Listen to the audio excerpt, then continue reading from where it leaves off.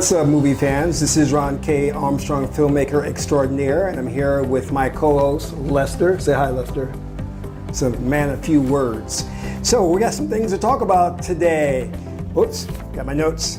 Here we go. So we're going to talk about Toy Story 4, Kathleen Kennedy, and Aquaman. So first up, as you guys know, I work in the industry, and I'm going to be working on the new Toy Story 4. So that's going to be exciting. We have a production meeting coming up next week. But unfortunately, I won't be finishing the project because I'm moving on and doing something different. So I won't be working with Disney anymore. And it's sad, but you know, I've got to advance my career. And I also have to finish a screenplay I'm working on. It's a feature film screenplay, which we will be going into production soon on that. So I have to start thinking about my own projects, you know. And we recently finished Incredibles 2, and that was fun. So the projects keep coming, but as I said before, I'll be able to start Toy Story 4, but won't be able to complete it.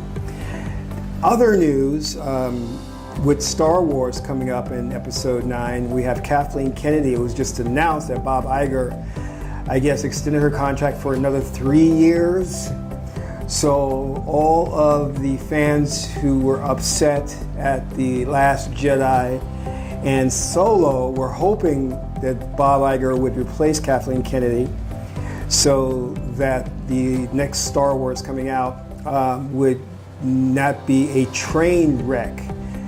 But I think the plan is, looking at it from Bob's perspective and this whole SJW thing, is that he's going to keep her on to look good, but she won't have like a lot of control over Star Wars Episode 9. Maybe J.J. Abrams will have more control or what have you. We don't know, but we'll see. And just to let you know, I finally got a chance to see Solo, because Solo, a Star Wars story, because I was part of the group that was boycotting that, and I did not like that movie. I am so sorry. I went in there and I had an open mind. I had high expectations. You know, I was thinking, it's probably not as bad as everybody was saying, and it was not good at all. I mean, I didn't like the story. I didn't like the guy who was playing Solo. Eldridge, all right. I don't think he did a great job. Woody Harrelson was really good. Yeah, I thought he was great. In fact, I enjoyed watching him on screen, and the appearance also of Lando Calrissian. I don't think they did that character justice.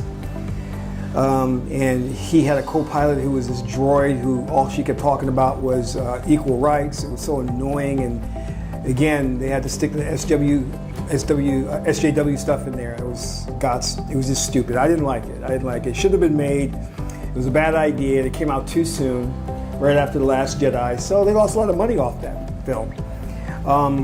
So I know they probably are having brainstorms and looking at how they could course correct. The next thing is, we've seen some new clips or new trailers come out for Aquaman. And it actually looks good. It actually looks really good. I was impressed. So why don't you take a look at some of the scenes here.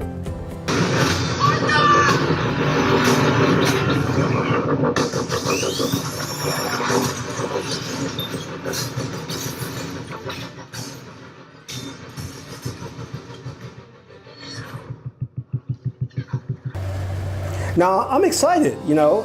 I actually may go to see it because the first trailer, I wasn't too keen on it, but this one tends to have a lot of action. And the concern with this trailer is, and you should check it out, is that it reveals so much, you know, and I'm wondering if they have anything left to show us in the actual film itself, you know, because sometimes they'll throw all the best shots or scenes in the trailer, and you go to the movie and you find, oh, well, what I saw in the trailer was the best of the film.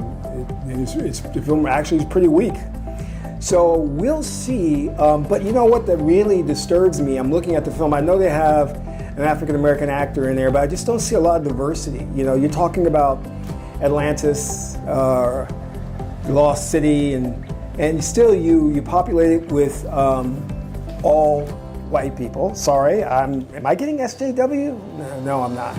And the same thing with Wonder Woman, the Amazonian women, all mostly white. There were some black women there, peppered here and there, and Asian women. But, you know, I think Hollywood's got to wake up and understand that these films have to reflect the world we live in.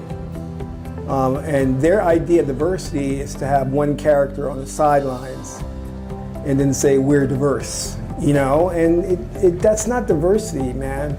Diversity is having your main character, for one, represented by so-called minority actor, and the story revolve around that main character, instead of having these peripheral characters you throw in there that are minority and then say, oh, this film is about diversity, when you still have as your protagonist, the hero, a white male and maybe sometimes a white female, you know?